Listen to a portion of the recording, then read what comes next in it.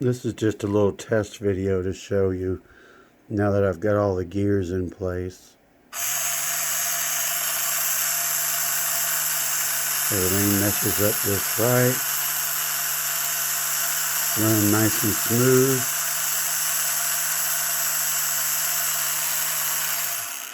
And there we go.